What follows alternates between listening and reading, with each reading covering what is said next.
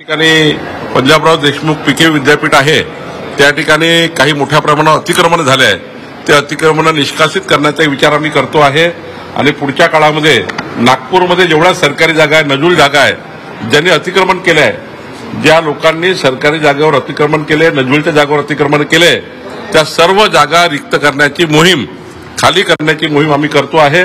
त्याकरता आज आम्ही योजना तयार करतो. वक्फ बोर्डाच्या संशोधन बिलाच्या वेळेस समर्थन मिळवण्यासाठी भाजपचे नेते आमच्यावर दबाव टाकत होते असं संजय राऊत बोलले. ते म्हणाले की नवीन पटनायक यांच्यावरही दबाव टाकला आणि आमच्यावर दबाव टाकण्याचा प्रयत्न होत होता. आम्हाला उभाटाच्या लोकांना विचारायचीच गरज नाही. आमच्याकडे स्पष्ट बहुमत आहे. माननीय प्रधानमंत्री मोदीजींनी स्पष्ट बहुमत मिळवलेलं आहे. आमचा एनडीए स्पष्ट बहुमतामध्ये आहे. आम्हाला काय गरज आहे उभाटाकडे जायची? खरं तर त्यांनी आपली आता सर्व त्यांची महाराष्ट्रभर नाचक्की झाली आहे. मोठ्या प्रमाणावर मंगळवारी उभाटातले अनेक नेते भाजप त्यांच्या पक्ष सोडतात आहे, काही एकनाथजीकडे जातात आहे, काही आमच्याकडे जातात आहे. वक्फ बोर्डाच्या सुधारणा विधेयकाला विरोध करणे म्हणजे महाराष्ट्राच्या जनतेशी बेईमानी करणे आहे. जी मतं आतापर्यंत उद्धव ठाकरेंनी घेतली त्या मताशी बेईमानी केली उद्धव ठाकरेंनी आणि मताच्या लागून चालण्याकरता मुंबई महानगरपालिकेचं राजकारण डोळ्यासमोर ठेवून मुंबईमध्ये एक विशिष्ट जनसमुदायाची मतं मिळण्याकरता उद्धव ठाकरेंनी घेतलेलं पाऊल आहे. खरं तर जनता उद्धव ठाकरेंना माफ करणार नाही. उद्धवजींनी हिंदू हृदय सम्राट बाळासाहेब ठाकरे यांच्या विचाराचं पतन केलं आहे असं मला वाटतं. पुण्याला जे हॉस्पिटलमध्ये जे प्रकार घडला त्या हॉस्पिटलची सरकारच्या लोकांचे संबंध आहे असा आरोप केलेला आहे वडेट्टीवारांनी. नाही, वडेट्टीवार जरा थोडे आजकाल बालिशपणा वागते आहेत. थोडा जरा त्यांनी जबाबदार विरोधी पक्ष म्हणून काम केलं पाहिजे. थोडी बालिशपणा सोडली पाहिजे. अभ्यास केला पाहिजे की लता मंगेशकर हॉस्पिटलवर कालच माननीय मुख्यमंत्री मी स्वतः पुण्यामध्ये होतो. आम्ही स्वतः त्या ठिकाणी चौकशी आणि जे काही गोष्टी करायच्या केल्या आहे. आता सरकारचे लोक मागे मी स्पष्ट भूमिका घेतली आहे काल पुण्यामध्ये. काही करून लता मंगेशकरच्या झालेल्या तिथल्या हॉस्पिटलकडून झालेल्या अनियमितता या मान्य नाही आहे. त्यावर कारवाई झाली पाहिजे. आमच्या महिला मोर्चाच्या पदाधिकारी त्या ठिकाणी त्यांनी आंदोलन केलं भाजपच्या महिला मोर्चानी आणि त्यामुळं पुण्यातल्या घटनेची चौकशी ज्या ज्या लेवलला करायची करून लता मंगेशकर हॉस्पिटलमधलं कोणी दोषी असेल त्याच्यावर कारवाई करण्याची भूमिका सरकारची आहे. यामध्ये कोणीही त्यांना मदत करणार नाही. कारण शेवटी मृताच्या टोळ्यावरचं लोणी खाल्ल्याने आम्ही लोक नाही आहे.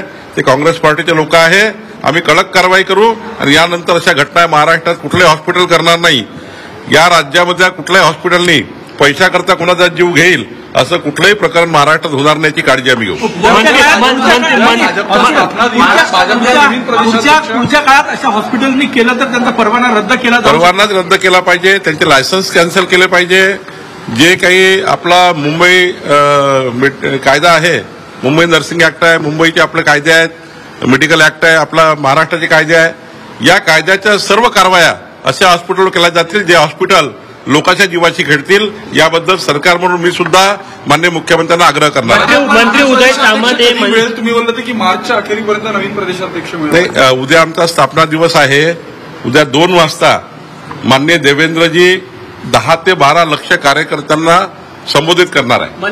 सकाळी 9 वाजता उद्या नागपूरच्या भाजपाच्या नागपूरच्या जिल्ह्याच्या विभागीय कार्यालयाचं भूमिपूजन आहे सकाळी 9 वाजता.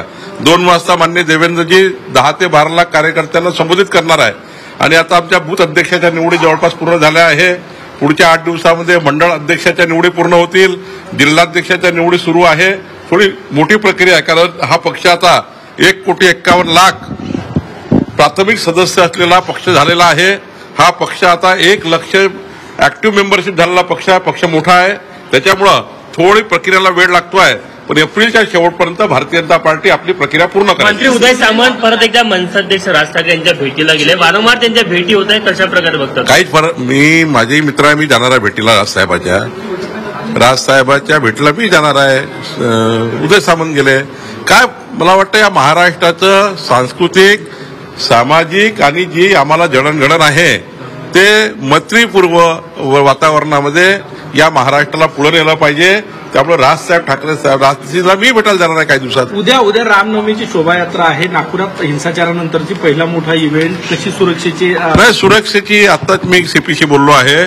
आम्ही एकदम कडक सुरक्षा व्यवस्था ठेवलेली आहे. कोणी त्या ठिकाणी अनुचित प्रकार घडणार नाही आणि तो केला तर आम्ही सोडणार नाही. प्रचंड ताकदीने आम्ही बंदोबस्त लावलेला आहे आणि आम्ही सुद्धा सजग आहोत.